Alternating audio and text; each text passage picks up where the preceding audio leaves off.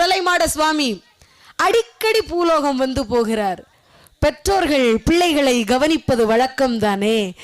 எதற்காக வந்து போகிறாய்? சரி, இனிமேல் பூலோகத்திலே இருந்து விடு, அதுதானே உன்னுடைய ஆசை.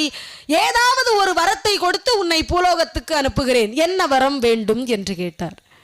அப்போதுதான் இந்த காவல் தெய்வம் சொன்ன பதில், அப்பா, நான் பூலோகம் போகிறேன், ஆனால் நீங்கள் எனக்கு கொடுக்க வேண்டியது ஒரே ஒரு வரம்தான்.